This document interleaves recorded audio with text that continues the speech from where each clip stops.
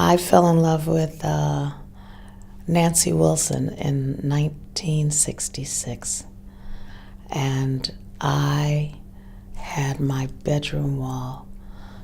One wall was dedicated to Nancy Wilson, and she had done this first album with Cannonball Adderley, and she and Cannonball are on the cover, and she's got her arms crossed, and she's got on this beautiful orange dress, and she was so pretty, and she had a great figure, and I was like, oh, I want to be like Nancy Wilson when I grow up.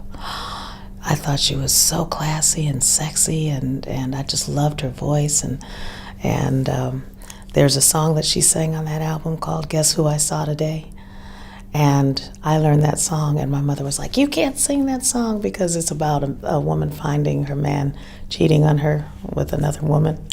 And she goes to a bar to have a drink, and she finds them there.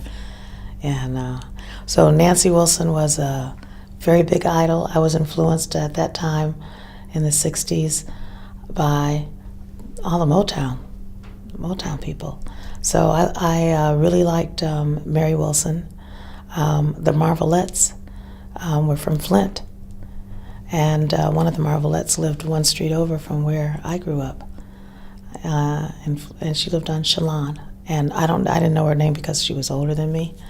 And I remember when they started Motown Records in '62, I think is when they opened the doors, and they were signed, and oh gosh, everybody in Flint wanted to be signed to Motown Records, except me. I wanted to be signed to Capitol because Nancy Wilson was on Capitol Records.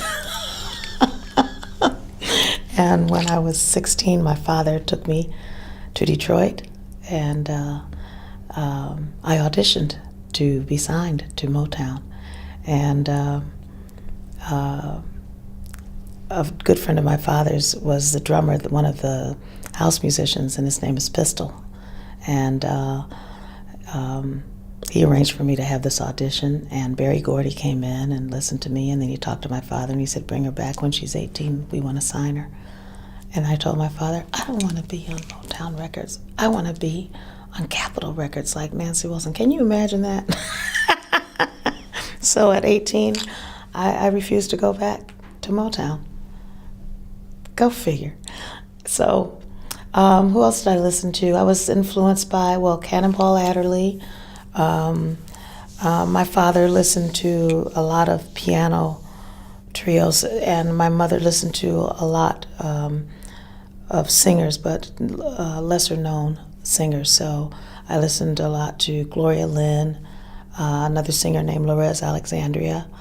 My father loved a quartet called the Quartette Trés Bien. How ironic that I end up living in France. And Roy Merriweather, and the Roy Merriweather Trio, and then God, I'm forgetting, big jazz singer. Stop. Thank you, I found it. Ramsey Lewis.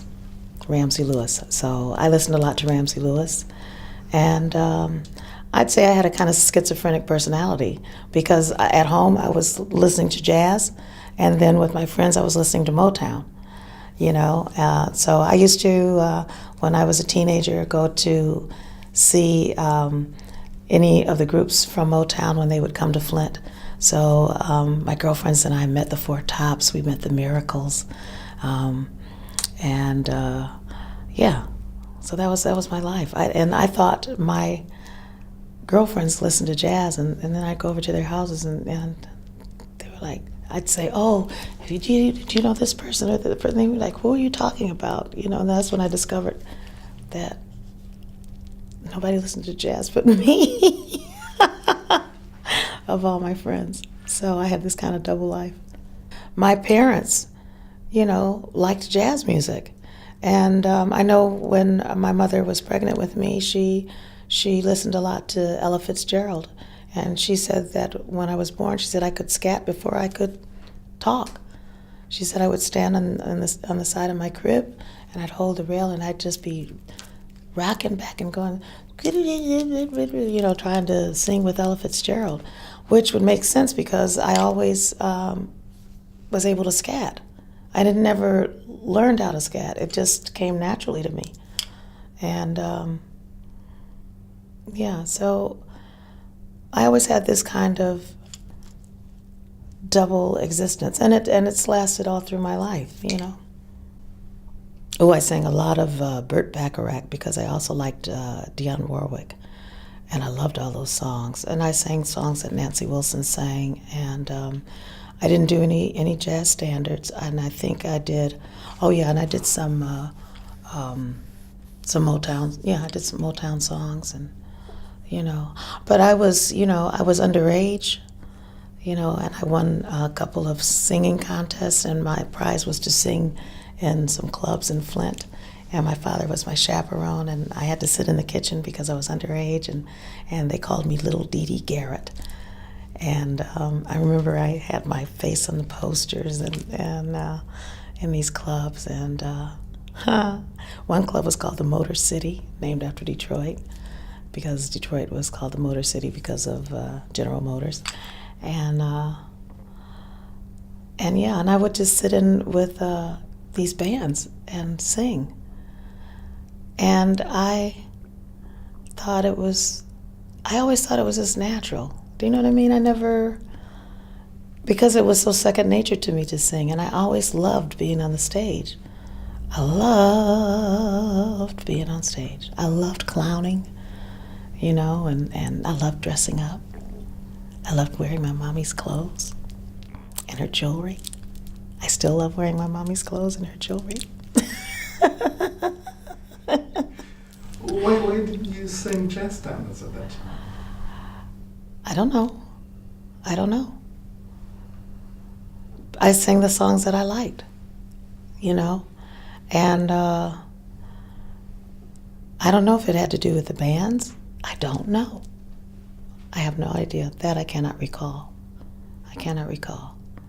But, I also listened to, I discovered Nina Simone in '68.